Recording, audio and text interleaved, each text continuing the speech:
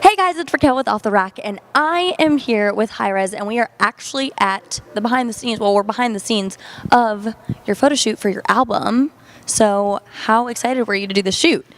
Very, very, very excited. Couldn't you just see my face a second ago? Very excited. Terrified of snakes. Yeah, so we may have had a little bit of a snake issue. So explain that. Well, explain kind of. Right. We're not going to tell people about it. There was a snake situation. Okay, so no snakes, his shirt says it. Kind of explain, this is kind of your new brand.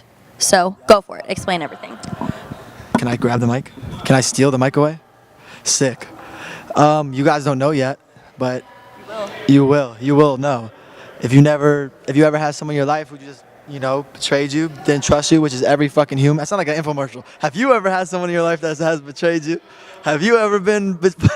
So that's what it's about. It's just super simple. I mean, it's like a very subtle and simple idea, which I've realized I explained to you earlier before the camera was on. That for a long time, for years, I would find a brand before making the music and try to fit that brand because I knew branding was important and a message was important and shit like that. I knew there was shit beyond the music, but I focused more so on the brand than the records, you know what I mean? And now I'm back and I'm like, all right, let me just give them a real story, something that's authentic, and then find the branding around the content to make it cohesive and believable, real shit like that, you know what I mean? Because there's a lot of motherfuckers that, they have branding, they're great and it's real and it's all but it's not true to them or whatever it is, so that's what it is. No Snakes is just all about it's like the way of life now. It's been my way of life forever. I just never was able to pinpoint slogans and sayings and colors and you know what I mean, shit like that, from a marketing standpoint. Thank you. So literally your branding. You're welcome. Your branding is kind of what you've just kind of formed, whatever. So I talked to you 7 months ago and you had just you were about to put out your mixtape. So what brought you to sit down again and then you're recording your album? So what did you the steps did you take? Just not traveling for that whole I haven't all right, so when I started years ago, something I had over a lot of artists was I was on the road constantly for fucking years, 3 years straight. I would take a month off, but then I'd be on for 3 months, a month, you know what I mean? I was touring a lot, more so, and people how are you touring? And I was just hitting the road a lot, and so for this 1 year, I didn't do a show in a whole year, which people were looking around at me, what are you doing? Is this kid fell off? What's the deal? I questioned it too because I was so used to that lifestyle, and then I realized I actually it was so great. It's kind of great to just step back and recollect and realize what's going on. You know what I mean? So that's just literally what happened. It's just one of those gathering stages, just regathering everything, taking a step back, looking at yourself, looking at the people around you, and that's what No Snakes comes into play, and just realizing that it is, everything and this that I'm doing and what we're doing is much bigger than me, you know what I mean? I kind of had to pinpoint what's bigger than me, why is it big, let's figure that out, you know what I mean? So that's what it was about. So is the album done, or are you still working on it? The album is, as of now, I don't know when you're watching this, in the future, Back to the Future, word to Michael J. Fox, coming through. All right. This is why he's my favorite interview. What did you ask? I'm dead ass. I can't. Are you done with your album? No. Very ADHD. I am halfway done with my album as of right now.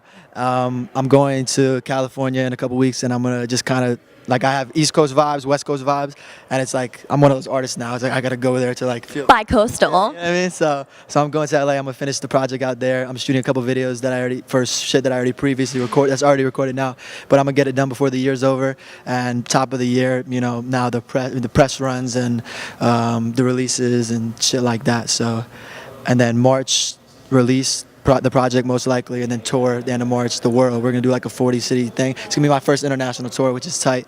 Europe, France, Germany, England. Might go to Australia. That would be tight. That's crazy. Where are you most looking forward to going, do you think? Where have you not been before? I've never left the country. I've never I've been to Canada and I've been to the Bahamas, all this people go on a cruise. But did I ever tell you I got deported from Canada? No. Please tell that story. I'll tell you in a second. Just remind me. If deported is even the proper term. But yes, I got sent back. They didn't let me in. All right. No, they're strict there, yo.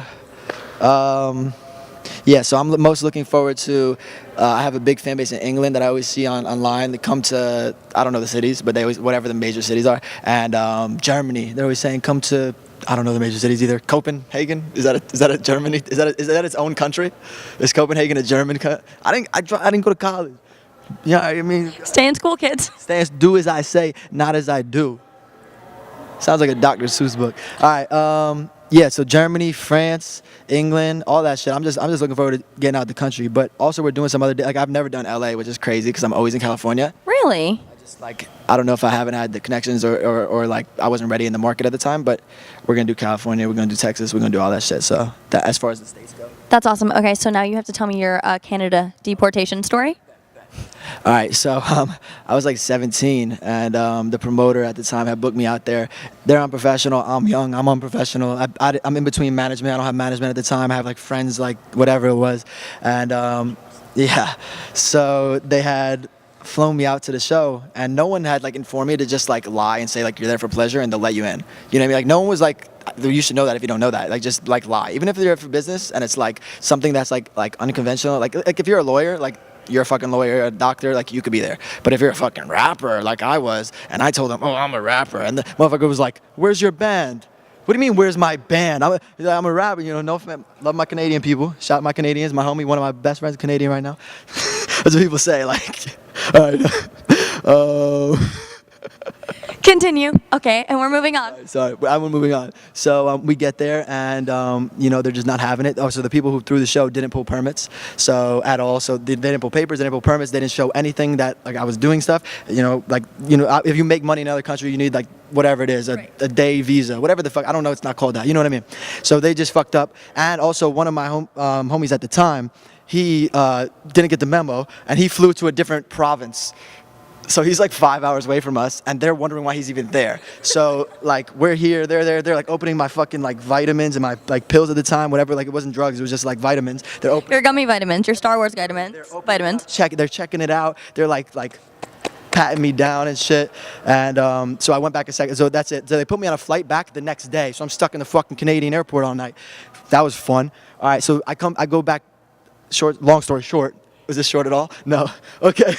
So It's never short with you. It's okay though. That's why we love it. okay. So I go back 2 years later, like a year ago, and to visit my homie, and they like there's like one line that you go through, like they just wave people through. You know what I mean? And then they see like when my shit comes up, when they swipe it's like some shit like send him this way. So it's like everyone's going. Motherfuckers with bombs, going. Motherfuckers with with fucking drugs. You seen those things? Like you just see crazy shit walking by, and they're just waving them in, and they're like, boom, swipe me to the right. Which one's in Tinder? Which one's which? I don't know. Which one's which? Right? Which one do you keep? Right, you keep. Okay, so swipe me to the left. Swipe me to the other one. All right, so you swipe me to the left, and I go behind, blah, blah, blah, and he looks at my shit, and he's like, he found out why. I told him why, and he's like, if we catch you on a stage or anything, in a club, in a venue, while you're here, we're going to arrest you.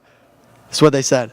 Because they think I'm some sort of, like I could be making cash, I could be making money, because they know why, the reason I was sent away the first time.